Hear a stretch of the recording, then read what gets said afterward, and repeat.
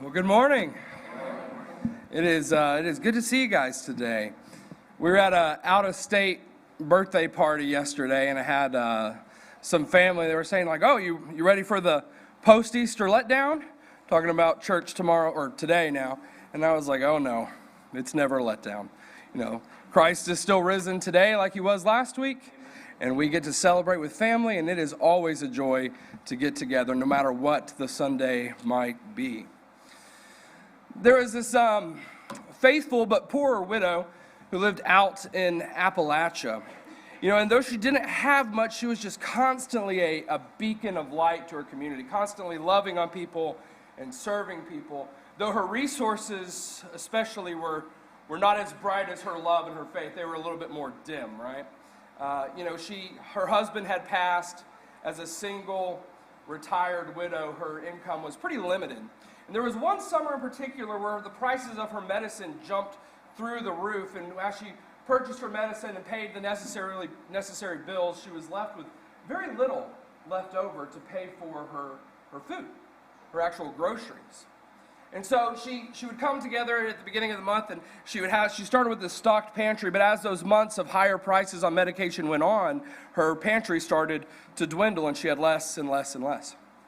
Then one particular Sunday, as she was attending morning worship, the preacher got up and said, "Hey, we've become aware of a soul who is in need, who doesn't have much, and so we're going to do a donation drive for food to care for this individual in need." Now that poor faithful widow, she heard that. And being a person of faith and being a person of love and charity, she decided that there was something she needed to do. She didn't have a lot of resources of her own. In fact, she was close to expending the last amounts of food she had stored up. But she knew in her heart, she had this yearning that she should help that individual that her church family was going to gather around to help. And so she was very prayerful about it. She took some time and she thought, and she decided that there was this canned ham in her pantry that she probably wouldn't eat anyway. She never really cared for it that much. And so she would give it to that soul in need. So the next Sunday morning, she showed up and she placed that canned ham right there in the very large donation pile that had been made. And she didn't necessarily mind that the donations had been very generous and that maybe her canned ham wasn't needed. She knew what it was like to have a pantry go from full to empty. And if this one extra piece would bless somebody, if it would give them one more meal, she wanted to do that. And so she did. She left it and it was glad in heart that she was able to bless somebody. She sat down, heard a very generous sermon on grace as people loaded up the groceries and took them off. When she got home from church that morning, you want to guess what she found sitting on her front porch? Many bags of grocery and that canned ham placed right directly on top. Yeah, absolutely. Giving is a powerful thing, isn't it? Not to step on Andy's toes this morning, I think we're going to be supplemental tonight. I think we'll work together, and I won't step on your toes. But, giving is a very powerful thing. Sometimes the smallest things that are offered up matter the most, don't they? As Alex read for us this morning, the act of giving, the heart that gives, that is truly where the love of God resides. Not so much in the gift itself, but in the act of giving. And that's what we're going to be talking about this morning, that the power of God that exists alongside a giving heart. We've titled this sermon, Giving with God. And there's a lot of scriptures that could be used for a sermon about giving with God. I think of 2 Kings 4, where Elisha comes to this widow who's on her last bit of oil, and she says she's ready to make her last meal, and her and her son eat it, and then they would die. But Elisha asked her to give it to him, to give it to the Lord. And what happens, if you remember the story? The jar never runs out. It becomes an unending jar that continues to pour oil more and more so that she can actually sell it and get to a high standard of life for her and her son. Or the widow in Mark 12. It's always widows, apparently. Yeah.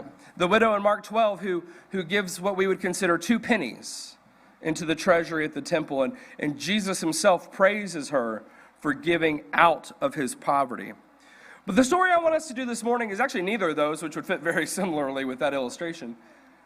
The story is actually a miracle story in the Gospels. And it's one that I don't think gets enough attention for being a story centered on giving. We think of it as a miracle, we think of it as God's provision, but we don't think of it as a story centered on giving. Here's a little bit of Bible trivia, see if you can figure out what the story is. It is the only miracle story outside of the resurrection, but the only miracle story recorded in all 4 Gospels. You know what that is? Yeah, the feeding of the 5,000, that's right. This is John chapter 6. If you want to read there yourself, we're going to read the first 13 verses. John chapter 6, starting in verse 1. Sometime after this, Jesus crossed to the far shore of the Sea of Galilee, that is, the Sea of Tiberias. And a great crowd of people followed him because they saw the signs he had performed by healing the sick. Then Jesus went up on a mountainside and sat down with his disciples. The Jewish Passover festival was near. When Jesus looked up and saw a great crowd coming toward him, he said to Philip, "Where shall we buy bread for these people to eat?" You know, Mark's gospel actually says that Jesus had compassion on them. I really wish I could take Mark and John and just mash them into one gospel. I'd be a very happy preacher if I could get that all in one book. But Jesus says Jesus had compassion on them. So he says to Philip, "Where shall we buy bread for these people to eat?" He asked this only to test him, for he already had in mind what he was going to do. Philip answered him, "It would take more than half a year's wages to buy enough bread for each one to have just a bite." Another of his disciples, Andrew, Simon Peter's brother, spoke up. "Here's a boy with 5 small barley loaves and 2 small fish. But how far will they go among so many?" Jesus said, "Have the people sit down." There was plenty of grass in that place, and they sat down. About 5,000 men were there. And Jesus then took the loaves, gave thanks, and distributed to those who were seated as much as they wanted. He did the same with the fish. When they had all had enough to eat, he said to his disciples, "Gather the pieces that are left over. Let nothing be wasted." So they gathered them and filled 12 baskets with the pieces of the 5 barley loaves left over by those who had eaten. Now, so this is an incredible story. It can be preached a dozen different ways. You've probably heard a dozen. Those of you who have been in church for a long time have probably heard a dozen different stories on it. But like I said, I think this whole story rests on giving. It's a story about Jesus who gives to feed the 5,000, right? Because he has compassion on them. But before that, it's a story about a boy who gives. A boy who willingly gives what he has to bless others. It all starts with the giving heart of a young boy. You know, he doesn't have a lot. He doesn't have enough to fix the problem, at least by man's eyes. But he is willing. He is willing, and that makes all the difference because God works with that openness, doesn't he? God works with open, giving, willing hearts. And he uses whatever offerings comes from that to do amazing things. And that's what happens here. You know, Jesus, he's, and once again, kind of in Mark's gospel, you see it a little bit more, but he's trying to take his disciples on a retreat. They've just done a bunch of ministry. They've been working really hard, and he's trying to get away, to get some spiritual rest, to get some Sabbath rest for him and his disciples. But the crowds, they just flock to him regardless of that fact. And the story says that Jesus has compassion on them, and he challenges his disciples to try to feed them. And in Mark's gospel, he tells them to go out and see what they can find. Go out and see what food we have here in this crowd of 5,013, or whatever it might have been, right? To find what food existed there. And the only thing they came back with was this little boy's lunch. A lunch of anchovies and breadsticks, okay? Not a lot to go on. Now here's the thing, and I'm convinced of this. There had to be more people in that crowd who had food. There had to be more people in that crowd who had food. Not all of them. I mean, they were clearly concerned about them being hungry. But there were more people in that crowd than just that boy who had food. This isn't our modern world. They did not have a McDonald's and a Dollar General on every corner, okay? And we do. You know, I can leave the house and be gone all day and not worry about if I'm going to starve throughout the day. American starve, right? Throughout the day. But they... Yeah, let's get terms right. So, but you know, if you are in the ancient world, you don't go running out into the wilderness without supplies. If you do, you die, right? There, you know, in the ancient world, you could not be this reckless. If you were leaving and running out into remote places, you had to be prepared. Maybe not everybody was super prepared, but there was more than just this boy who had food. And personally, I actually think that this 5,000 men here, and it specifically mentions men, were kind of a makeshift army. This was actually a territory of Israel that would have had a lot of rebellious people who really wanted to get rid of the Romans. I think this was a makeshift army who were flocking to Jesus, really hoping he would lead them into battle against the Romans. But, either way, there were almost certainly more people in that crowd who had food. And yet, it was only this boy who was willing to give what he had for the good of others and for the purposes of God, right? Only this boy was willing to give what he had for the good of others and for the purposes of God. And it came at a pretty big risk for him. Without that food, he was exposed, right? He was now in the remote places without food. And that's why nobody else spoke up.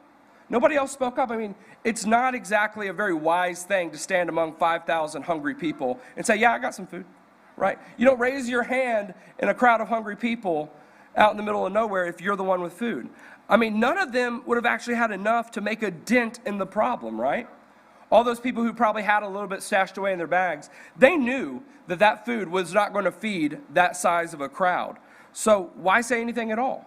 Just keep your head down and keep what you have to yourself. Take care of yourself because you can't actually fix the problem. This is the thoughts that they were probably having. But this boy, this incredible young man, for one reason or another, he ventured out. He ventured out with his meager meal, and he offered it to this man that he thought just might be the Messiah. He took his meager meal and said, you know what, if this person is who I think he might be, I'm willing to risk it and to offer up what little I have for his purposes. He risked it in faith. And notice, and John's actually, it's in all four Gospels, right? But John is the only one who tells us they were barley loaves. John must have been a bit of a cook and could tell, I don't know. But barley loaves. In all my reading and research, barley loaves was the bread of the poor people. Barley was what you could come by if you didn't have a lot of means, if you didn't have a lot of wealth. It wasn't the best tasting.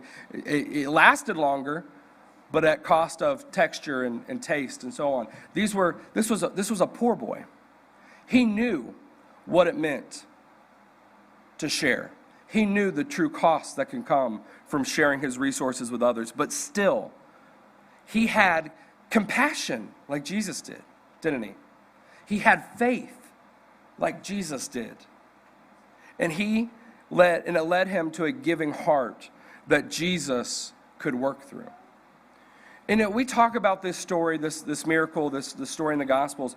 When we talk about it, we so much talk about a gift from heaven, that this was a gift of God from heaven to feed these people. But we shouldn't forget that first, it was a gift from a boy. Not a gift from God or heaven or something miraculous. It was a gift from this meager little boy. About a month ago, we were talking on Hebrews 11. We were talking about the hall of faith, right? And we talked about how each and every one of us, we stand on the shoulders of giants, don't we? That the faith you and I express today, the life of faith that we live out, is because there were also other strong men and women who came before us to prop us up to this point. You remember that? Standing on the shoulders of giants? I think this miracle stands on the shoulders of this little boy. This miracle stands on the shoulders of that small boy. I don't want to speculate on what would have happened if he had or had not given his food. But what did happen was he gave freely. And God used that free gift, as small as it was, to create a miracle. A true and genuine miracle that we are talking about thousands of years later. You see, Jesus, apparently he didn't want to feed these people with outside food.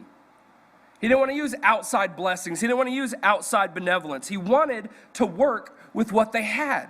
He sends the disciples into the crowd and says, see what you guys can come up with. See what's here. He wanted to use what they had to deliver them with offerings from within, no matter how small they may have been. Because you see, in the story, God desired to feed these hungry people, didn't he? He desired to feed these hungry people. He desired to make them full, to make them whole, because God cares about our well-being. And we read the story, and we can see that the divine will of God was to feed these hungry people. But he didn't just miraculously fill their bellies, did he? He also didn't just miraculously rain down manna from heaven, though obviously he could and he has. He chose to work with what they would give him. He chose to work with his panicky disciples. You can just kind of hear the anxiety in Philip's voice, right, when he's talking and answering these questions. He chose to work with the panicky disciples. He chose to work through this boy's small gift. He chose to work with the confusion and the anxiety and the insufficient resources. That's what God chooses to work with. That's how he chooses to accomplish his will. Not from his unlimited godly power, but his power through our willing hearts and our small offerings. Isn't that interesting? God doesn't seem to very much accomplish his will just by his might and power, though he could. So often God chooses to accomplish his will by his power through us and our anxiety and sometimes our greed and definitely our insufficient resources. And this has been, I'll just kind of share, this has been a huge part of my faith journey. Realizing this kind of message has shaped my faith and my walk with Jesus so much, and so it just kind of flows out of my teaching ministry now. In fact, if you sat through our Sunday night classes on Exodus that I got to teach back in the fall, you heard this point like every other week, all right? Because he does it a lot with Moses and with Israel. You know, the fact that God wants to work with you. God has desires for this world. God has dreams. Isn't that interesting? God has dreams that he wants to see fulfilled in our world. But he's decided he's not going to do it alone. He's not going to just snap his fingers and make them happen. God, instead, has invited you to partner with him on his mission. You. Not just y'all, the church. You, okay? God has invited you to partner with him in his mission. He has no intentions of doing the work for you. He's also not doing the work in spite of you. He wants to do it with you, to partner with you. And he doesn't have to, right? I mean, how much more effective would God have been if he hadn't decided to limit himself to rebellious Israel, right?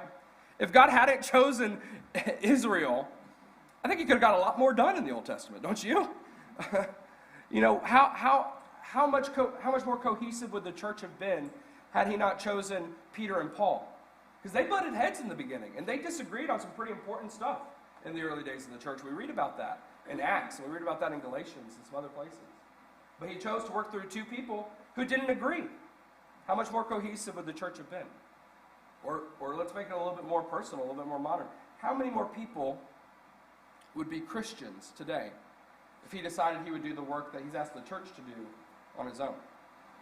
If he decided he wasn't going to work through fallen, broken, sinful, mistaking people like you and me. Because there's probably been some times in my life where I made the wrong turn, I said the wrong thing, I did the wrong thing, and I scared somebody off. A lot of us probably have, right? There'd be a lot less skeletons that we put in God's closet if he chose to do the work on his own instead of the church, right? He doesn't have to work with us, but he chooses to. You know, maybe, in God's eyes, maybe efficiency isn't the greatest good. Sorry to pop our post-industrial revolution bubble, okay? But maybe efficiency is not the greatest good. God's more concerned with love. God's more concerned with relationship. God's more concerned with the heart. God's more concerned with the transformation that happens to you and me when we do the work.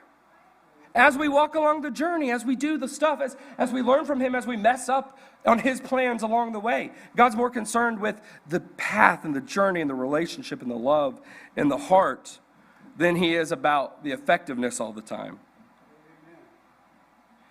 That is who he is. He's one who goes out of his way, and that's the way to put it. He goes out of his way to include us, and how great a God that must be. Sometimes I don't want to include myself, but he goes out of his way, his divine, perfect, beautiful way, to include us. And I think that is absolutely brilliant. You know, and I'm afraid sometimes we think that he includes us to test us, and maybe there's a little bit of that, but he's not including us to see if, hey, we want to see if you get in line like a good soldier. That's not the point. It's because he loves us and because he wants us to be included in his glory, to be included in his good ways and his good plans. And so Jesus, with a compassion for a hungry people, he looks for a willing heart in that crowd. In fact, he shares it with his disciples first, right? But he looks for a willing heart in that crowd. And through that small gift, Jesus is able to do God's will at a supernatural level. That's the story, right? And so for us sitting here today, we ask ourselves, do you want to see a miracle? Do you want to see a miracle? You want to see God do incredible things in our world?